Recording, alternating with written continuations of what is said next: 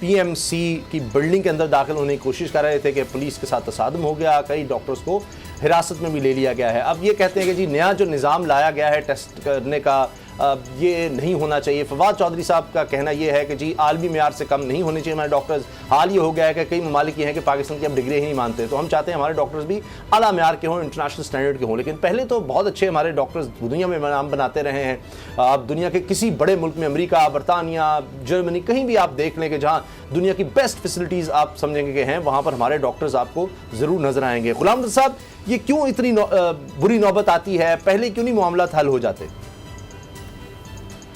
देखिए, सबसे अहम बात तो पीएमसी के हवाले से है कि पीएमसी अपने ही ऑर्डिनेंस को वायलेट कर रहा है।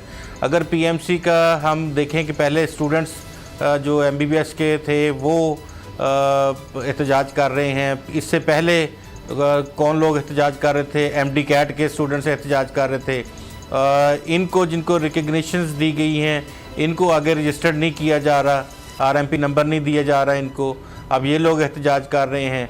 ये टेस्टिंग सिस्टम किस तरह के कैसे नाफज किए जाते हैं, किन लोगों के कहने के ऊपर नाफज किए जाते हैं, ये बहुत सवाल है। अगर एमडी कैट की बात करते हैं तो पीएमसी कमीशन का जो ऑर्डिनेंस है उसमें लिखा हुआ है कि कोई ऐसा सेंटर या ऐसा वो नहीं बनाया जाएगा जो इंडिविजुअली जिसको मैनेज किया जा सके। पूरे पाकिस्तान में वन टाइम पेपर्स होंगे। इन्होंने हर महीने, हर हफ्ते एक एमडी कैट पेपर्स बनाने शुरू कर दिए, आउट ऑफ कोर्स चीज़ें देनी शुरू कर दी। अब अपने ऑर्डिनेंस के ऊपर भी अगर पीएमसी नहीं चल सकता तो फिर किस चीज़ के ऊपर चलेगा? क्या पाकिस्तान में कोई कानून नहीं है, लाकानूनियत है? और वो कंपनी जिसने ये टेस्ट लिए थे, वो मई में कंपनी इनके पास आती है और इनके पास प्री क्वालिफाई करवाती है अपने आप को, जबकि उस वक्त उसकी जो क्वालिफिकेशन थी कंपनी की वो पूरी नहीं थी। जो टेस्ट ले रही है वो जाके जुलाई में उसकी पूरी होती है क्वालिफिकेशन। बात ये है कि आप किसको उल्लू बना रहे हैं? ये पीएमसी की ये हालत है। तो अब यहाँ पे जो 5-5 साल जिन्होंने मेहनत की हुई है उनको आप पहले कभी इधर का चक्कर लगा रहे हैं, कभी उधर का चक्कर लगा रहे हैं। पहले अब इनको करना क्या चाहिए था? पीएमसी के काम, ये बच्चों की रजिस्ट्रेशन तो अपनी जगह पे है, लेकिन इन्होंने क्या कभी हॉस्पिटल्स में जो इनके पास रजिस्टर्ड हैं वहाँ कभी इंश्योर किया है कि 40% बेड खाली हैं गरीबों के लिए? क्या जो बड़े बड़े हॉस्पिटल्स हैं, कोई टीचिंग हॉस्पिटल 40% गरीबों को फ्री इलाज की सहूलत फराहम कर रहा है? कभी इसके ऊपर पीएमसी ने देखा है?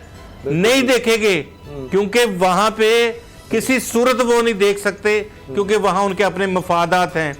हर 2 साल बाद रिकग्निशन दे दी जाती है। ऐसे ऐसे केसेस मैं आपको बता दूं, पीएमसी के पहले पीएमडीसी थी, उसके होते हुए ऐसे ऐसे हॉस्पिटल रजिस्टर्ड किए गए हैं, ऐसे ऐसे अदारे रजिस्टर्ड किए गए हैं प्राइवेट जिनको किसी तौर पे भी रजिस्टर्ड नहीं किया जा सकता प्राइवेट सेक्टर में, और वो कभी उनको फॉलो नहीं करते रूल्स को। तो ये सारे पीएमसी के फड्डे हैं, इनको समझ नहीं आ रही कि ये पीएमडीसी था, अब पीएमसी हो गया, किधर जाएंगे, क्या करना है, बच्चों के साथ जुल्म हो रहा है। बिल्कुल ठीक गुलाम नबी साहब, इस पर नोटिस लेना चाहिए। और ये अब ये नहीं कहा जा सकता जी किसी और पर है, ये तो इस्लामाबाद है, बराह रास्त इमरान खान साहब जो हैं इस पर कुछ करना चाहिए। वो तो खुद बड़ी अच्छी तरह जानते हैं मेडिकल के शोबे को, उनका तो नाम ही यहाँ से बना था क्रिकेट के बाद, शौकत खानम हॉस्पिटल से जो उन्होंने फैलाया, तो वो तो बड़ी अच्छी तरह समझते हैं इन सारे मामलों को, तो इसको उनको ज़रूर देखना चाहिए। लेकिन बाबू डोगर साहब, ये है इस्लामाबाद, अगर ये होता कोई और इलाका तो हम कहते जी बुजदार साहब हैं और वो शायद कोई इस तरह के मनाजिर ना होते, वो शायद बेहतर तरीके से हैंडल कर लेते इन चीज़ों को। वो तो बड़े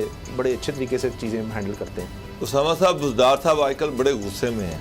अच्छा, डंडा उन्होंने हाथ में पकड़ लिया है और उन्होंने कहा जी कि मैं क्वालिटी पे कंप्रोमाइज़ नहीं करूँगा, किसी सूरत में क्वालिटी पे कंप्रोमाइज़ कर दिया, और धड़ाधड़ सस्पेंड किए जा रहे हैं, सजाएं दे रहे हैं, जहां जा रहे हैं वहां पे वो बंदों को उड़ाई जा रही है। करप्शन पर अभी चंद दिन पहले उनको जो चाय पेश की गई, उस चाय को उन्होंने जब पिया, जब उसको टेस्ट किया तो उनको लगा कि ये जो इलायची है ये वो वाली इलायची नहीं है जो पहले मिलती थी, इसमें कोई गड़बड़ है।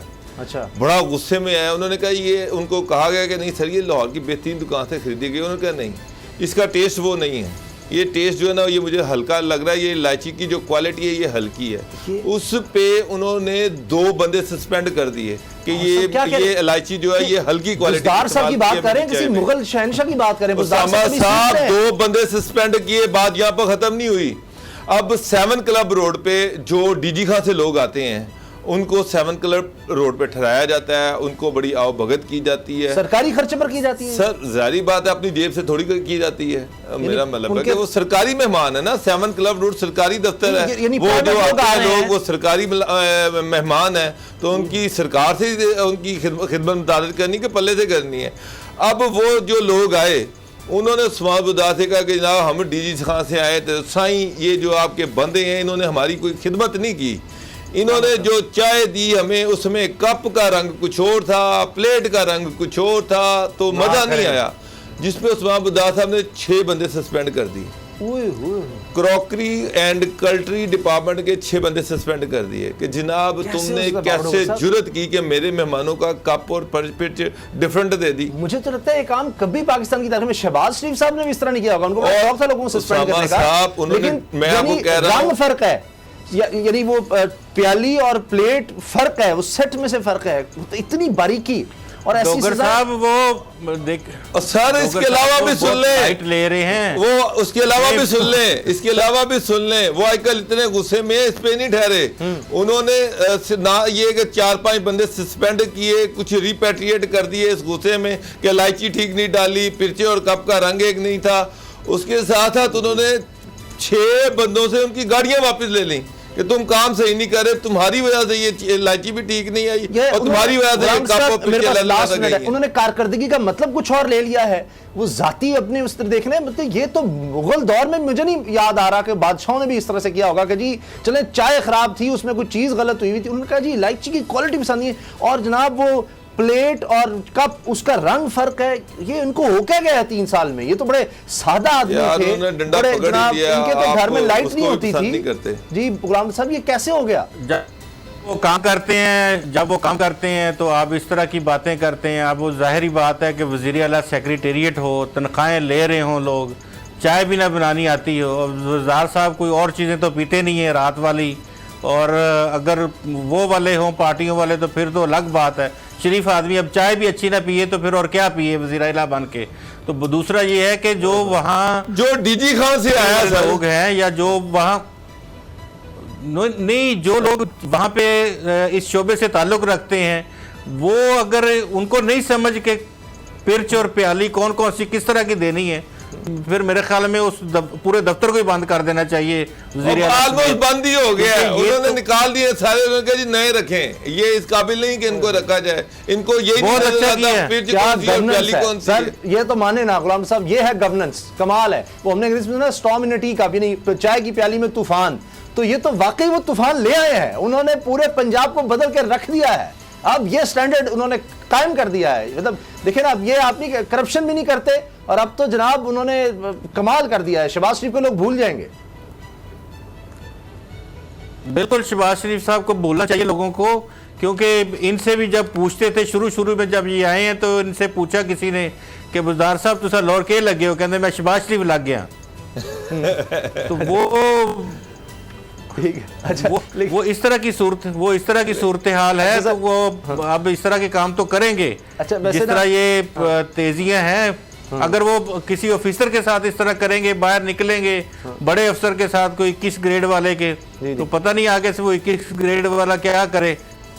इसको अब जहां उनका बस चलता है वहां तो वो चला रहे हैं। यकीन करें ये वाकई नाकाबिल यकीन खबर है। सर आप कह रहे हैं 21 ग्रेड वाले अफसर के साथ क्या करेंगे? उन्होंने एक डिपार्टमेंट के 10-10, 12-12 सेक्रेटरी बदल दिए ग्रेड 21 के। आप कह रहे हैं कि उन्होंने ग्रेड 22 के आईजी और चीफ सेक्रेटरी की भरमार कर दी तब्दील करके। आप कह रहे हैं कि उनके साथ क्या करेंगे? सर उन्होंने कुछ नहीं छोड़ा, आजकल वो बड़े गुस्से में हैं। लेकिन वसीम अकरम प्लस हैं, लेकिन मुझे लगता है कि असली वसीम अकरम भी ये काम नहीं कर सकते थे। जब वो कप्तान भी थे तो कभी किसी को इस तरह नहीं वो निकाल सकते थे जिस तरह ये माशाल्लाह बुज़दार साहब ने कर दिया। लेकिन उन्होंने या तो इमरान खान साहब ने उनको बुला के कारकर्दगी बेहतर करने का कहा था, उन्होंने शायद मतलब गलत ले लिया है। ये क्या स्टैंडर्ड है कि जी एक इलायची जो है वो कुछ ठीक नहीं लगी, और जनाब वो रंग फ़र्क था प्याली का और उसका। नाकाबिले यकीन है। मुझे समझ नहीं आती कि ये क्या स्टैंडर्ड हमारे लोग रख लेते हैं। और बुज़दार साहब वाकई अब वो भी वज़ीर आला खुद को शायद समझने लग गए हैं, बल्कि वज़ीर आला प्लस समझने लग गए हैं। सब्सक्राइब करें और बेल दबाएं ताकि कोई खबर रह न जाए।